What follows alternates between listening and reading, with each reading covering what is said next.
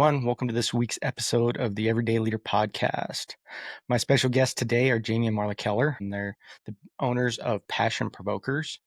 They're longtime friends of mine. I grew up with their kids, and they've been a big influence in my life and a lot of the growth that I've been able to experience, both personally and in relationships. They specialize in couples and relationship counseling. They bring their own experiences and struggles and are able to really relate and help influence couples to regain that passion and interest back in their relationships. Worked with hundreds of couples over the years. They've been doing it a really, really long time, and I think there's a ton that we can learn from Jamie and Marla. And so, stay tuned. Welcome to the Everyday Leader Podcast. Leadership is a choice. Join me, Matt, and my co-hosts Drew and Tate each episode as we break down how to lead powerfully in your family, team, and organization. Hey guys, welcome to this week's episode of the Everyday Leader Podcast. Today I'm excited to have some friends of mine that go way back, Jamie and Marla Keller. They were around as I was growing up and saw me as a young kid and have stayed in contact and helped me multiple times throughout the years, and just incredible people. And I think they've got a lot of interesting insight from a leadership perspective when it comes to personal leadership within a marriage, business, little dabbles of probably all of it, and some areas a lot of it. And so I'm excited to have this conversation. So thank you guys. Thank you for having us. Excited. Really glad to be here today. Let's just dive into, start with Jamie, a little bit of your background, where you come from. Yeah, sure. I was California kid, grew up in Camarillo, which is in Ventura County. Married a girl from Safford, Arizona. And in California, they actually teach that Arizona is a vast desert with a giant canyon in the middle of it. That's the lesson on Arizona. Then you move on to other states, right? No, he came and he's like, there's a huge mountain. There's a mountain. It's beautiful. It's, the desert is gorgeous. So I fell in love with Safford, Arizona. We moved, graduated from Loma Linda University, spent a year practicing occupational therapy in Southern California, and then got an offer I was the only occupational therapist in Graham County. And so that was interesting. And I ended up being the only one in Graham and Greeley counties and half of Cochise County. Yep. And so I would do 500-mile days sometimes. It was pretty crazy. So that was our first leadership decision, is like, do we take this job in Safford and run our own business? Well, kind of the first leadership decision. When we got married, I think Miss Gracie, she's decided to join the podcast. When we got married, we had one of the big parts of our relationship was that we both were we were leader types, right? And so we got married, we're 20 years old. And at that time, we said, well, okay, what do we want to do? We want to be connected to leadership and ministry. So what do we want to do? Okay, well, let's be youth leaders. And so we just went to the youth leaders and the head of the department and at a church. And we were like, so you guys need any help? We'd love to help. And so here we are, 20 years old. And I think the oldest teen at the time was 19. So we weren't that far off. And we were still kids. But we're like, how can we help? How can we be leaders? How can we be? And that was kind of what we did along the way. And I think it was, for us, it was kind of just like a natural thing, not even something that we built on it, of course, but it was just something that we were really compelled to do and really felt like it was important for us to be a part of our community in a leadership capacity. So. Yeah. So then from there, we were in Safford for 9 years.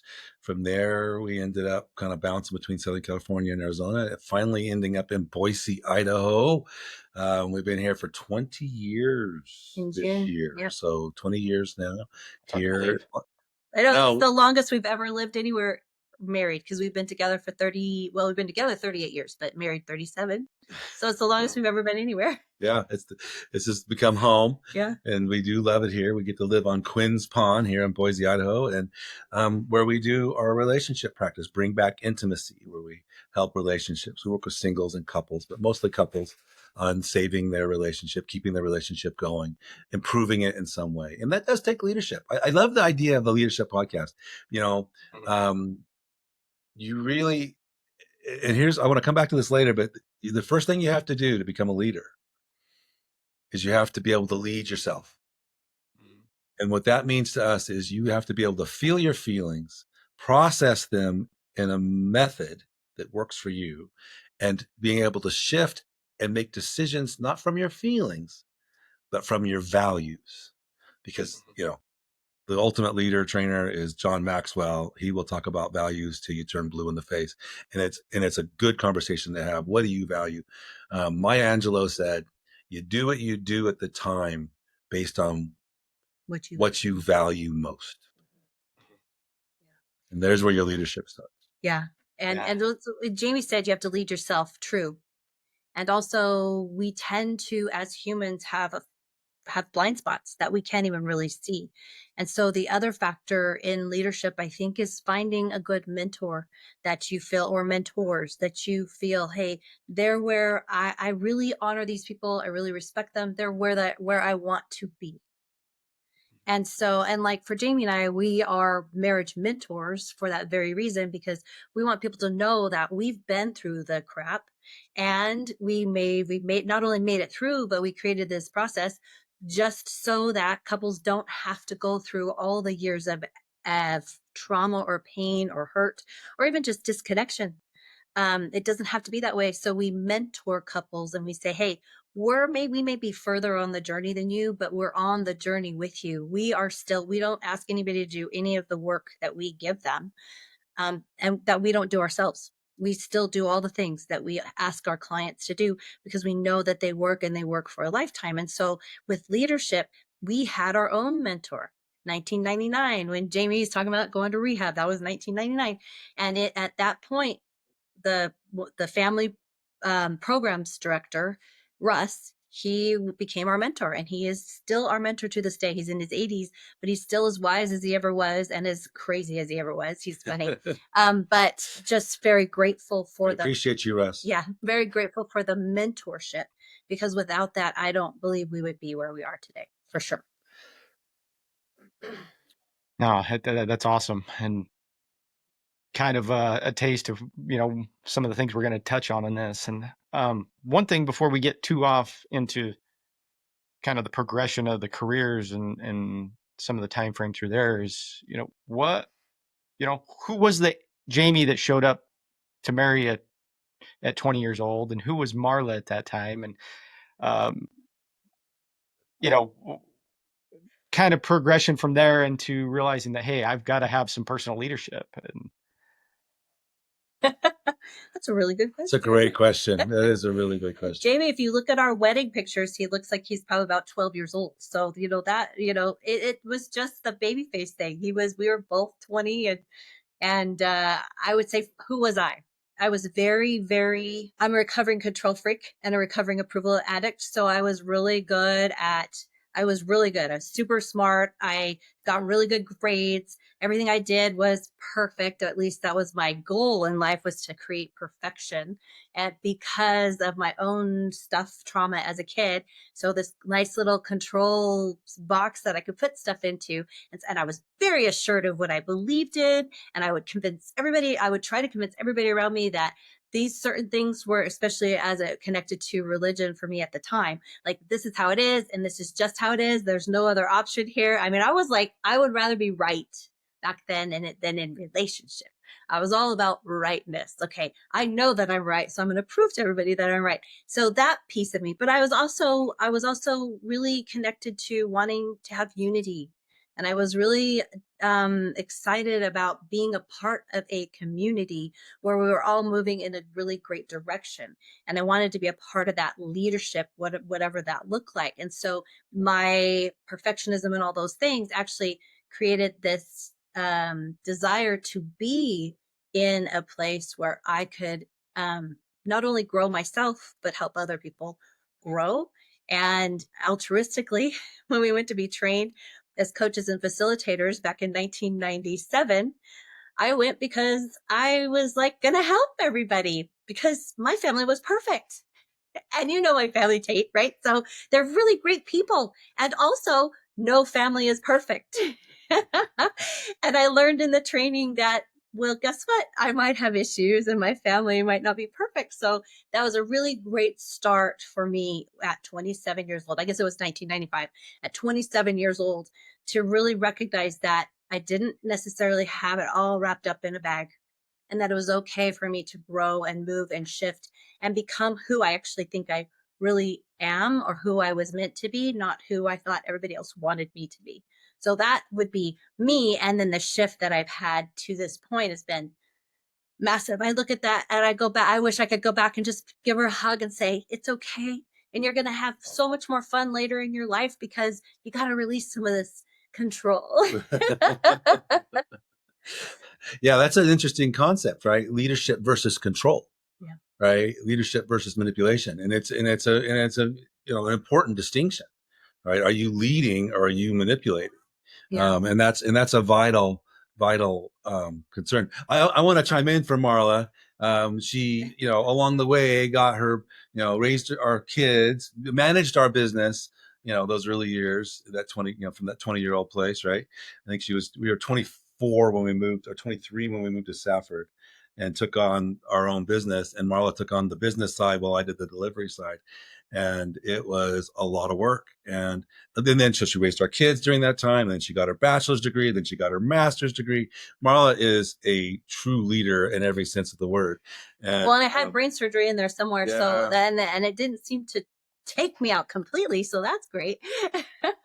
Yeah. So what about you? Okay. Yeah. And then, what was the question? Who were you when we first got married? Yeah. Being at 20 years old, I was a mess. But I was looking for the light, right? And so I found this. So literally, okay, this is, literally, at 14, I had prayed for, a good Christian girl, right? And at 18, I was supposed to give the benediction, which I didn't even know what that was, but I was supposed to give it at the end of the service. And this girl walks into my church in Southern California, and she sits in the Jesus light, right? The stained glass window was behind us, shining light. And it was like, she was just like all aglow. It was like God was saying, here she is, right here. So you can have a girl that's a good Christian girl. And so, yes. I was good. So, yeah. So I ended up giving that benediction. My entire prayer was, dear God. Of course, I froze. So there's a long period of silence. And then lots of peeking, and everybody was nervous, and the organist started playing, and then help us, amen. That was my entire benediction that day. And luckily for me, Marla persevered, and we met that night. Actually, one of our friends introduced us that night. And so that was the magic of being 20. So being a mess, going from not even knowing where, what a benediction was to, becoming the head elder of our church not too many years later. Jamie was exceptionally confident. Yes, I had what we call false confidence, right? I had my chest so far out that, my arms were somewhere behind me. And so, and that's often the first indicator of leadership, right? Is that you're willing to put yourself out there. It's not always a good leader. Right. There might be some humbling with us in our relationship with us in all the stuff we had some humbling along the way. And I'm really grateful for it because I'm here now. Well, I think our perspective shifted dramatically and not very long after we started leading different things like, our church group and then the ministry that we did through the church there in Safford, leading domestic violence program with the court mandated leading couples, a lot older than us. Yeah, we were young. We were, these people were 10, 20 years older than us sometimes. And that was very, that was the first challenge of real leadership. Like, are we going to listen to you? Well, it turns out, if you want to gain leadership, you must be vulnerable. Vulnerability is a key factor in any leader's success. And learning that balance of vulnerability, right? Being real about what your problems are, not wallowing in the problems. Or not sweeping them under the rug. Yeah, which I was really good at. Marla was better, she would point things out. But yeah, I was like, oh, forget that. We'll just ignore that and keep going. Well, that's another problem. It's going to be fine. It's fine.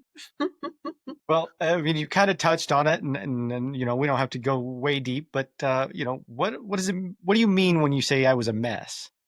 Like, where does that come from? My childhood was, I was a mess. I was a hurting kid up until, getting out of high school. My family, my dad was extremely abusive, and the worst of it, like we talked about earlier, was, the fact that nobody ever said, "Oh, well, this is not a good, this is wrong. What's happening to you is wrong," and nobody said that. And so I did mention going to rehab. So after, you know, getting going in 1999, I realized I was having trouble and I needed help. And so I ended up checking myself into rehab. Um, it's a long, complicated story. I had messed up about as bad as you can mess up, right? And there was no chemical, Yeah, I wasn't. alcohol or drugs connected to it. No, this was But just purely relationship issues that I had developed. And I was, my big thing was I was just, well, here's what you think as a leader, right? You think, for me to lead, for me to go forward, I had to be large and in charge and ignore the problem. not let anybody know there might be a problem. Don't tell anybody there's any problem. Keep that hidden, which of course is counterproductive.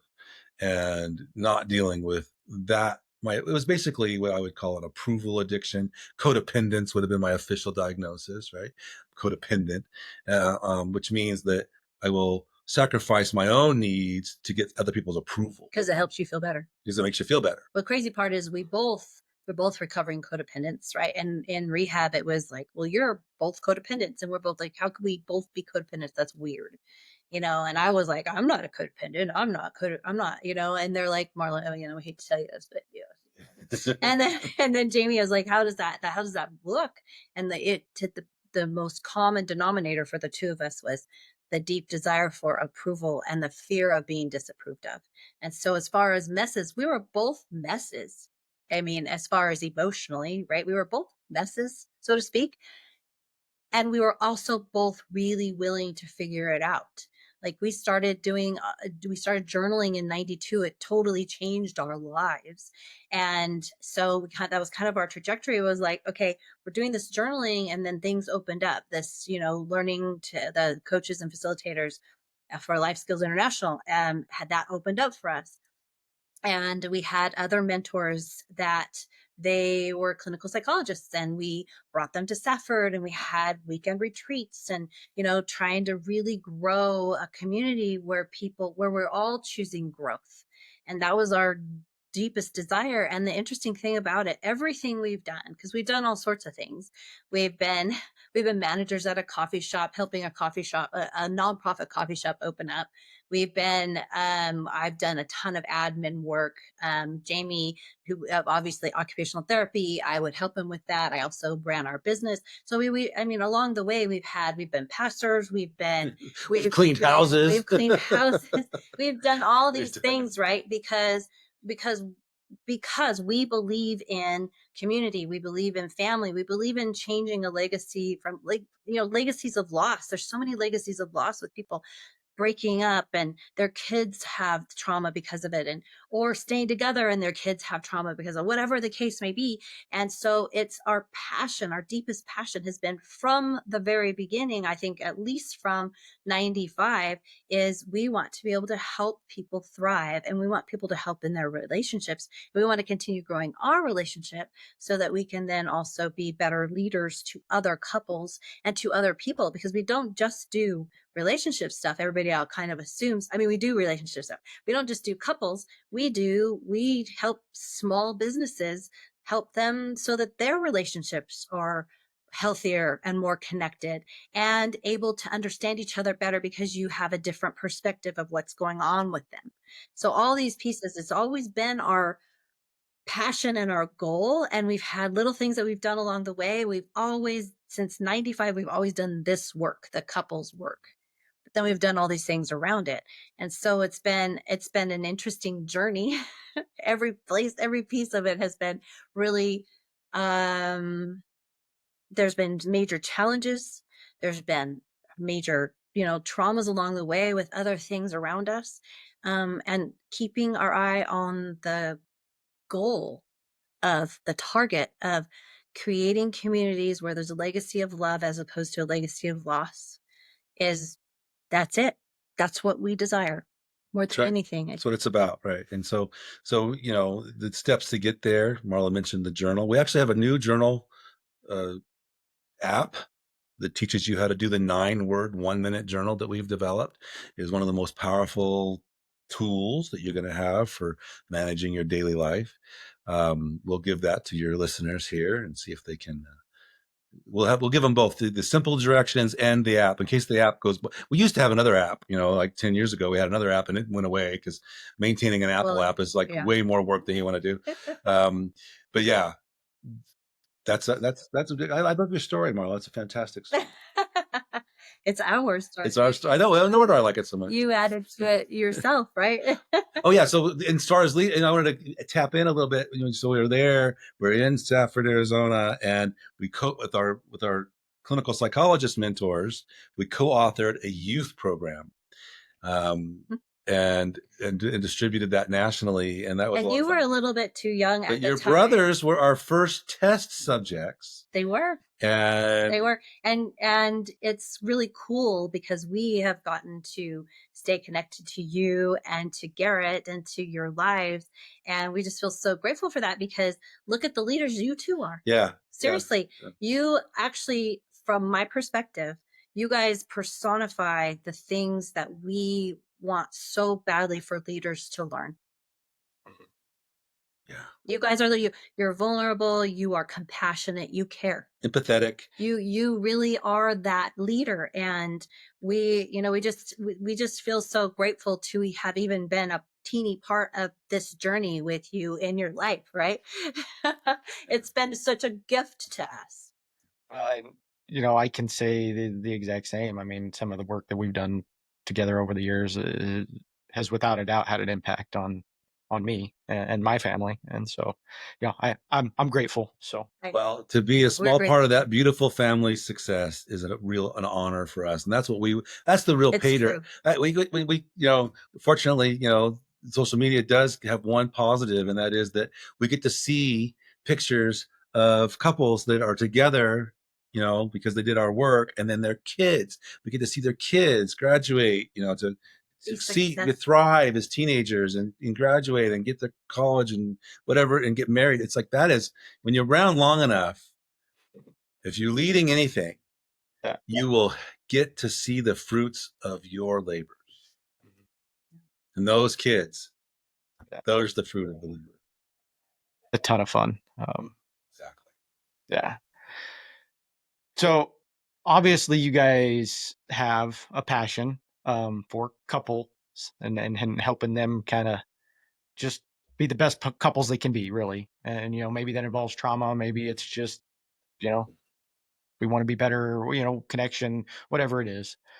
And I know you guys have had your own coupleship traumas, issues in the past. And I think that's part of what makes you guys so good at what you do. I guess the question is, when there are those traumas, when there are those issues, what does it take as an individual to overcome that? Well, the first thing that we highly recommend is, of course, finding that mentor, finding somebody who is on the journey that you're wanting to be on yourself.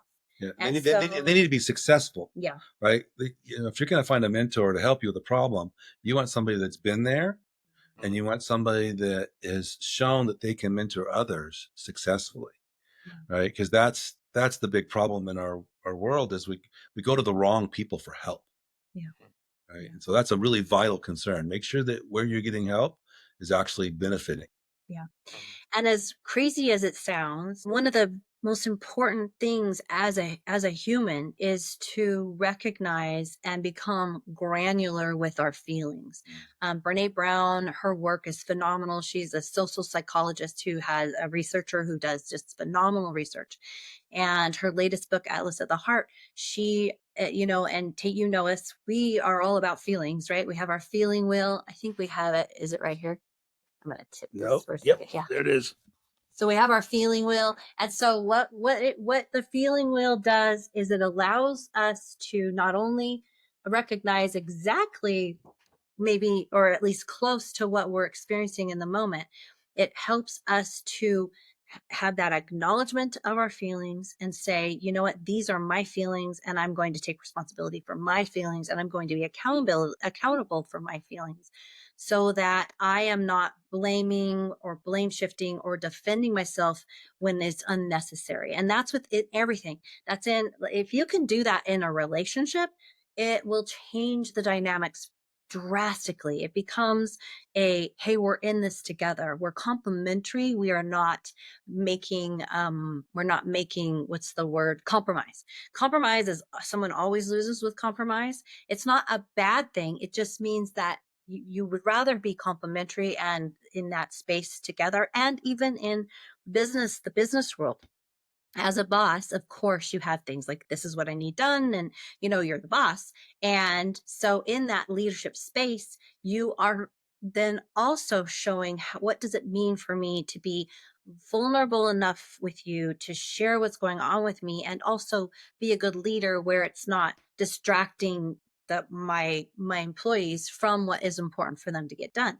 But I'm going to be open, I'm going to be vulnerable, and I'm going to make sure that the people that my partner and the people that I work with, that they know that I am going to be very, very respectful and very open to hard conversations and to accountability myself.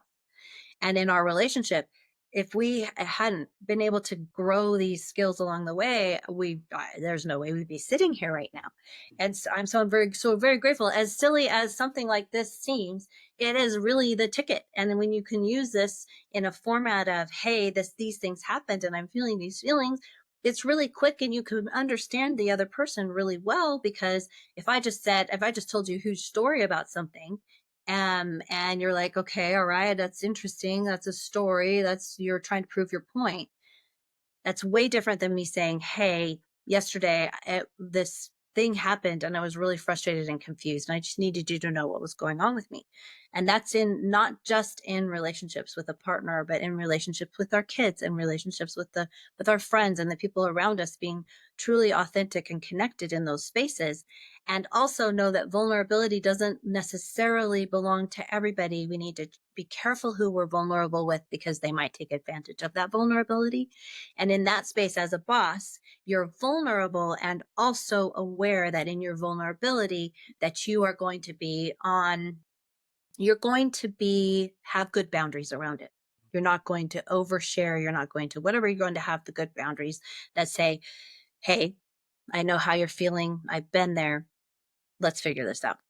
That kind of a thing. Yeah.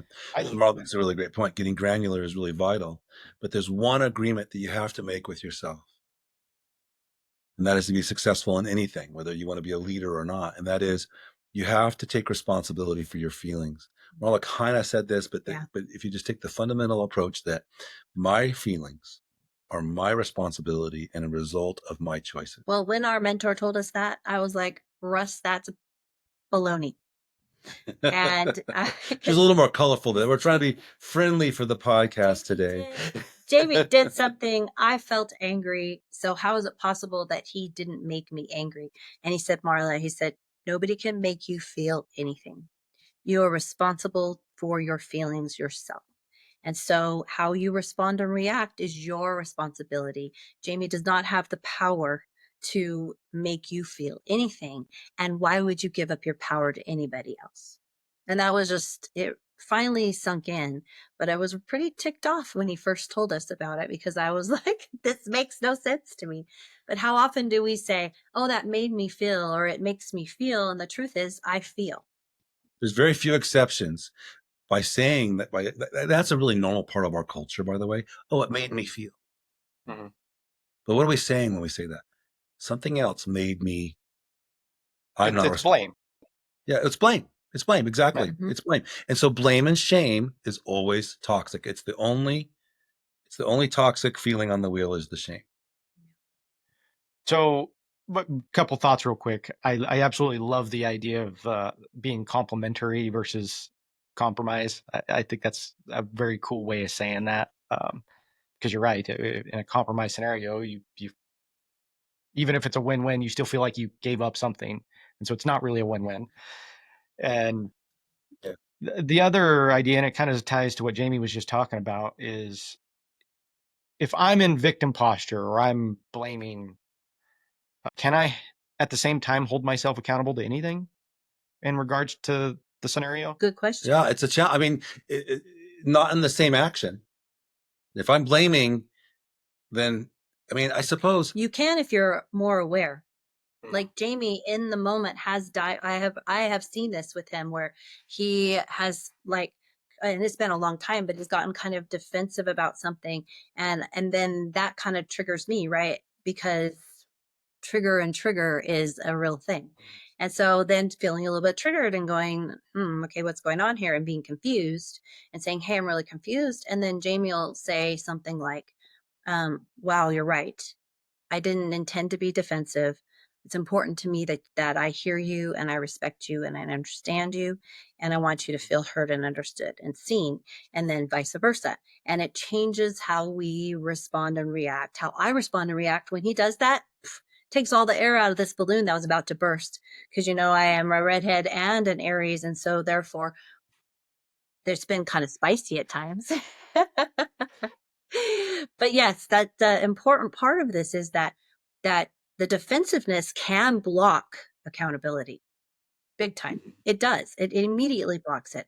So when in learning these types of tools, if you realize you're being defensive, you have the greatest ability to backtrack and say, hey, no, wait a minute.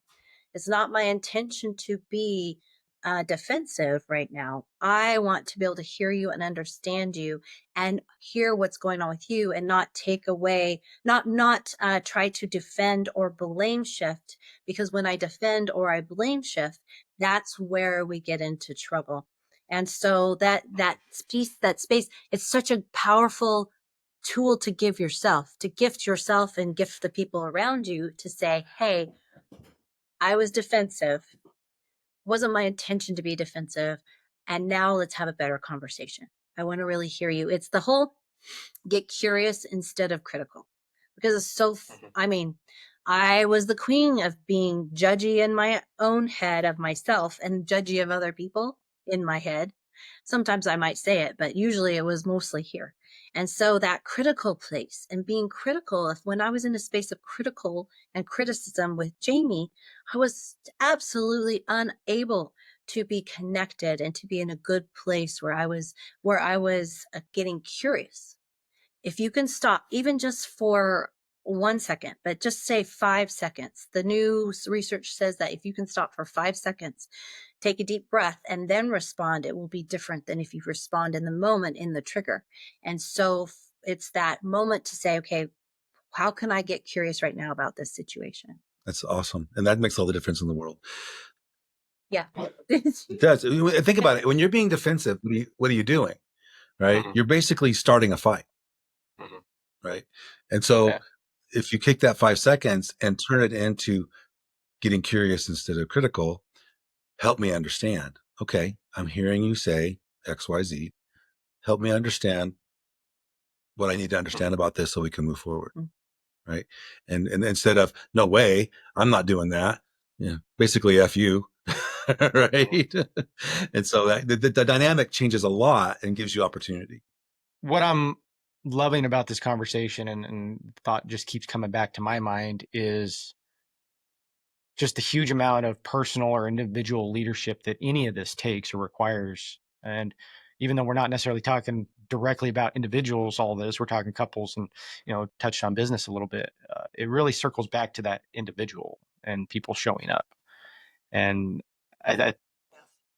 I'm a firm believer in that. That's what it takes. I mean, it doesn't matter if it's, and everybody can benefit from some level of trying to improve their personal, where they're at. And Yeah. Well, I think the other with that, with those things in place, what you need for leadership is vision. You have to have the map. We're here. We want to get there. Here is not good enough to stay. is the key point here. We don't want to stay here. So if we're in Boise, Idaho, right? So the BSU Broncos, They were pretty hot for a while. when we first moved here, they won the first Tostitos Bowl that same year.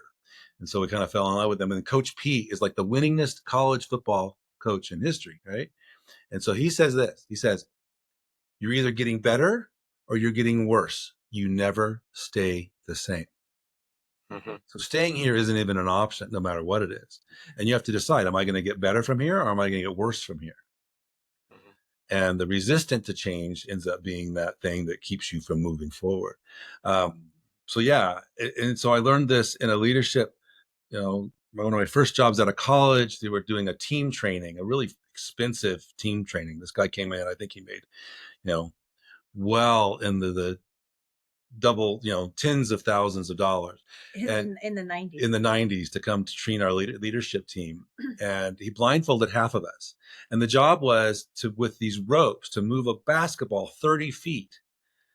There was a 30-foot circle that you couldn't get inside. You had to move and get the ball into the bucket. But only the blindfolded people could do the work. And I was one of the blindfolded people.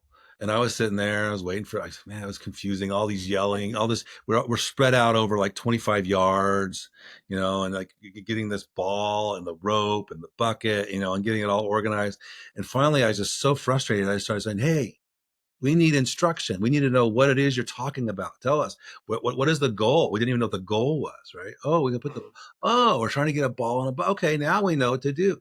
And so it ended up at the end, the guy said, yeah, this guy, and he pointed at me, he was like, this guy ended up being the main leader.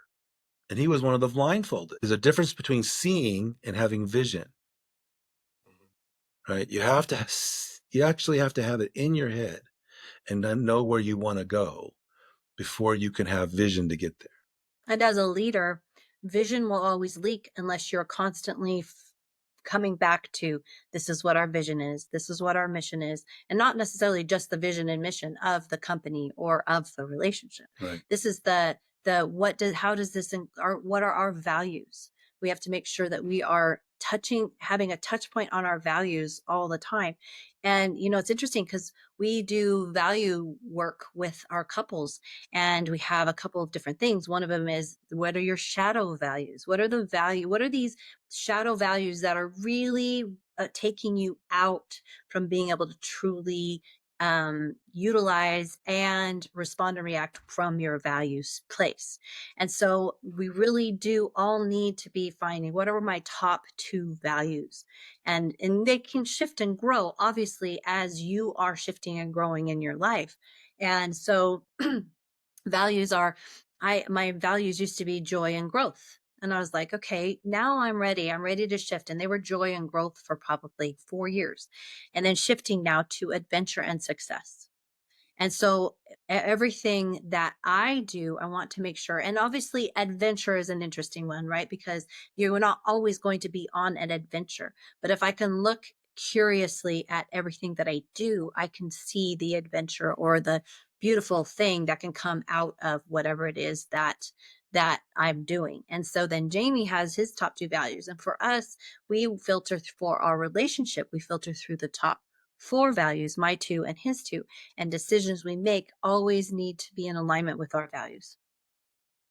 And so, and your values are honesty and joy, right? And so if it's not honest and it's not joyful, why am I doing it, right? What am I being involved here? And that's, probably who's ready to be improved. I need to, I started with integrity, right? And I got more specific with honesty. And now I'm moving into that. What's next with that? What is, bigger for me in that area? And this is a filter that you want to be able to filter every decision through, right? And if you can do that, it's not only personal for yourself, but and I think as a couple, you take turns leading, right? And I think there's different areas. Yeah, we talk about being co-leaders, and we are interdependent. We're not codependent, and we're not super just independent, separate from each other. We have our independence too, but we're interdependent with each other because we care and we honor each other and we respect each other. And so we want to make sure that we are making decisions that are in alignment for both of us, not just for one of us. And so we have to really sit back and look at something more closely if it seems to be out of alignment in any of the values that we hold hold as our most important values. So finding your values, not everybody even thinks about this. There's all sorts of, we have a value clarification worksheet that we give to our clients, and you can go online and you can look up value clarification worksheets, and you can probably find someone, but also if anybody if anybody watching this would like one, we would be happy to email that to you, because and it's just simple. It's 100 words, about 100 words, and has all these values on there. And you just pick which of your top two. Some people can immediately, these are my top two. Other people are like, they picked 5, and then they pare it down to 2. So it's a really great thing to do for yourself, and for you to do if you are in a relationship with somebody, or if you like, even partners in business. It's a really wonderful thing to do for partners in business, because things can get kind of tricky if you have partnership in business. If it's not, and in marriage, partnership in business is a whole nother level. Right. I mean, I think you're very aware of that, right? So being in alignment is really, really important. And no matter if we disagree, we can still be in alignment. Right. And this is where Marla's dad, his wisdom comes into play. He said, like 20 years ago, he said, either you're going to have trauma, either you've had trauma, or you're going to have trauma. And you probably, even if you've had it, you probably will have it again. Right. And so there's like this idea that, especially when we see this all the time in business partnerships, right? Very rarely do they really work out. I mean, I don't know, long term. I mean, I guess we only see the ones that don't. Maybe that's part of the deal. That's who people come to us. Yeah, that's who comes to us. So it's hard. Maybe we have a bad bias, viewpoint against that. But the problem is everybody thinks, oh, it's going to be great forever. Mhm. So what you have to do in a partnership is you literally have to have the breakup conversation first. Mhm. If you're not willing to say who gets what and how does it go down when we go our separate ways, then you may not be ready to be partners. Yeah. Yeah, and I think that's so critical, especially in business, that people don't realize or even think about. And something that's kind of shifted in my mind over the last few years is, especially in business, like obviously there's emotion, there's money, like those things create a lot of extra at times. And on the same note, like it's okay. Like it's okay if at some point you realize, like, hey, it's 10 years later, we're kind of going different directions, and maybe this is better served to look a little different. That's okay. And that's hard for a lot of people to accept. Definitely. Well, and the difficulty is in that situation is then everybody wants to make up their own rules. Mm-hmm. I think it would be fair to do this. Well, Mhm. if you haven't had that discussion before that time, Mhm. then you have to have that conversation in order to make that decision. You can't usually, the problem is that we see all the time is people decide, oh, this is what's fair to me, Mhm. without having a group discussion, without having any kind of accountability with that. And therefore they get fixated on, well, this chair is mine and I'm going to keep it forever, whatever that is. And it may or may not really be theirs. Well, and fair is such a tough word, because it's really one that can mean a gazillion different things depending on where you're standing. And so that's a hard, who ultimately gets to say what's fair? Like, Right. Exactly. Because the reality of life and being human is that there are so many times that we even are making up what's happening for the other person, what they're thinking, what they're experiencing, what they're going to do.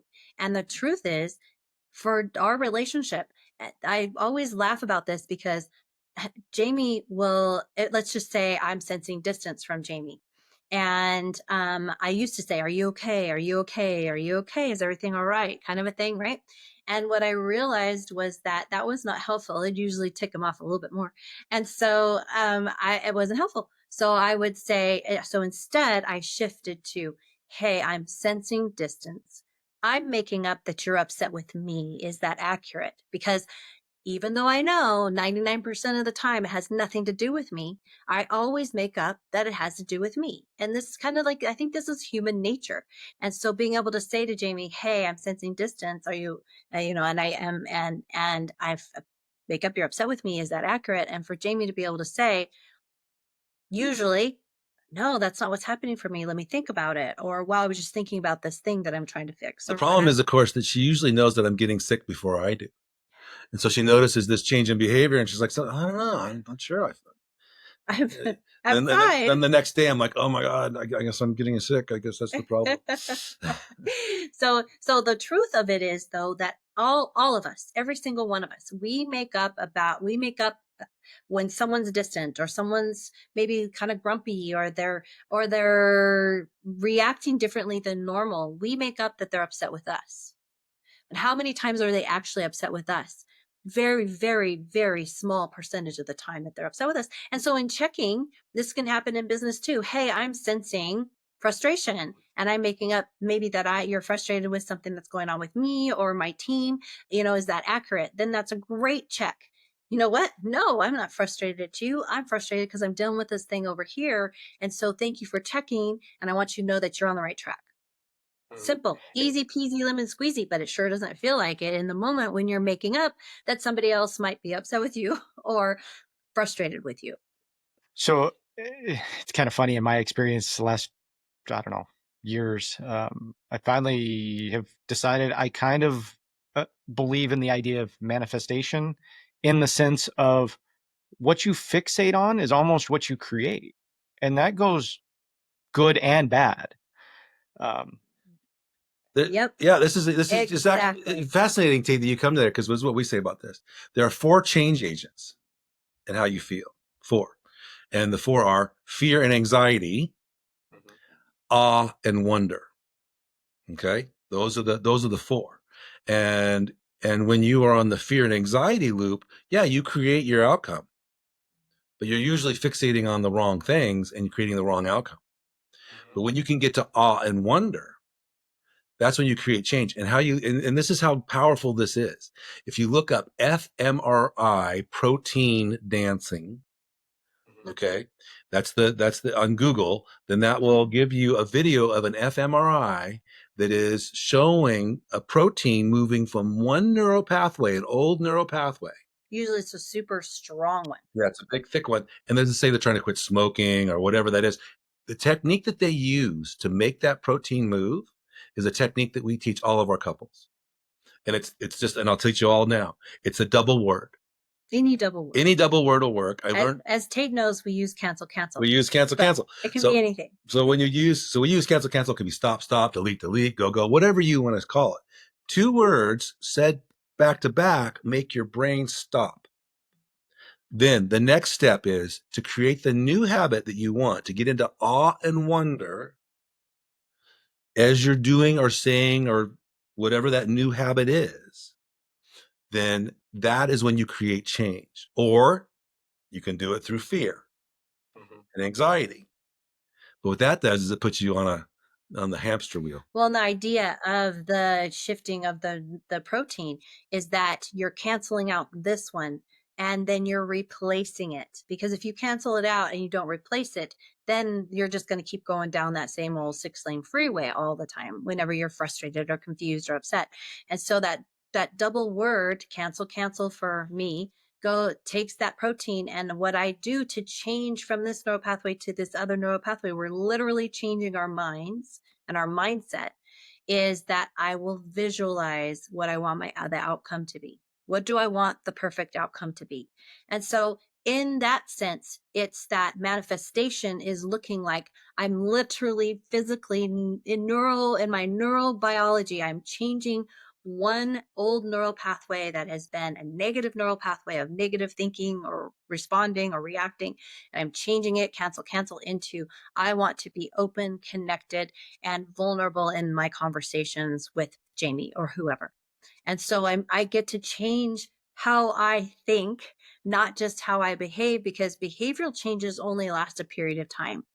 Neuroscience shows us that the neurobiology, when it changes, the change lasts a lifetime. Now, are you going to have little pieces of that old 6-lane freeway that sometimes your mind's going to pop into that space and go down that negative track, whatever it is? That's okay, because it'll be a little bit of a track and you say, wait, get back on track, cancel. I'm visualizing this. So you can always move back. You can always change old habits that are negative or not serving us anymore into new habits that are serving us and our families and our communities. Mm-hmm. was an interesting study I was listening to the other day, and it kind of goes along with what we're talking about here. And they basically were trying to look at people that are really well liked. And what they saw at the end of it is the most well liked people also liked the most people. Ah, Of course. And Creating the atmosphere. Right. yeah, Exactly. and I thought that was just fascinating. Like, okay, that's cool, because yeah, the truth is that we have mirroring neurons. So we will mirror each other without even recognizing that we're mirroring each other. And you know how it is when you walk into a room and you know somebody's angry. You walk in that room and you can feel it, even if nobody's said anything and you don't even see anything. You just feel that anger. And so the opposite is true. You can walk in a room and you can feel joy. And Connection. Welcome. that's the desire, is to create that space for whatever the case may be, whether it's at home or at work. You're creating this space that is that awe and wonder and joy place. No matter if you're talking about really, just mundane daily activities. Okay, now we got to get these things done. You can still bring joy into that and have it change how everybody feels as they go out for their day. I love it. So real quick, I've got a couple more questions and we'll get wrapped up. I know kind of getting to the end of all this here, but if people are kind of interested, want to connect with you guys, understand more about maybe your couple's work or any of the things you guys are into, what's the best way of finding you? That's real simple. Bringbackintimacy.com, or you might look up Jamie and Marla.love. Jamie with the Jami. There's no E. Sorry. Fell off the page in kindergarten and never came back. And so, And you can find us at Marla at bringbackintimacy.com for my email. And you can find Jamie at Jamie, Jmi at bringbackintimacy.com. You can email us. but the And best possible thing to do is get on our website, bringbackintimacy.com, and make the 30-minute free appointment. Just make it. Make sure your partner can be there. Both of you there, unless you're going to work by yourself. If you're going to work by yourself, that's great. But that's the best way. That 30-minute appointment, we can cut through a lot in a really quick period of time. It's free. Okay. Well, perfect. I love it. Well, And and so, too, as you know, we're on all the socials too. So we're on Instagram and we're on Facebook. So we have us, Jamie Keller and Marla J. Muncie Keller, some big one for that. But then we have Bring Back Intimacy on Facebook, and we have both of us are Jamie Bring Back Intimacy and Marla Bring Back Intimacy, Jamie Bring Back Intimacy Marla on Instagram, and we're on TikTok too. And I think that's Jamie and Marla Love. So anyway, you can find us pretty much anywhere. We're not hard to find. We're not hard to find. okay, perfect. So last question, and my favorite, but how do you want to be remembered? And you can answer this individually or as a couple maybe at the end, but Well, I think I've already shared mine, and that is, we want to be remembered as the people that, at least I want to be remembered as the person that helped people when they needed it and gave them the tools, that changed generations. So what I want to remember is that I helped them build their legacy. I love that. That's good. I want people to remember how I cared and valued everybody so that they felt seen and understood. I mean, everybody's broad, but I want people to go away with this, hey, she really did care about what I was saying. She really did care. I want that to be part of my legacy, that, someday our grandchildren talk about it. And that space of openness and vulnerability that allows other people to be open and vulnerable if they choose to be. So that's probably, I would say, connected to Jamie's, where it's that legacy, right? That legacy of love. I want it to become this legacy of love where we get to live on for wherever in people's hearts and minds. They may not remember us, but hopefully they are given that DNA piece that's connected, loving, feeling, helping people feel seen and heard and understood. I love it. And thank you guys so much for jumping on today. So for all the listeners out there, Thanks for tuning in. Go like, subscribe, follow both the Everyday Leader and Jamie and Marla. They do some amazing work, and we're just super grateful to have them here today. So thank you, guys. Thank you, Tate. Thank you, It's been Tate. a real pleasure. Yeah. Thanks for joining us on the Everyday Leader podcast. If you're ready to take your leadership journey even further, subscribe to our weekly newsletter for more insights and practical tips. And don't forget to connect with us on Instagram to stay a part of our growing community. Just follow the links in the show notes. If this episode impacted you, please help us spread the word and share the link with a friend from wherever you're listening.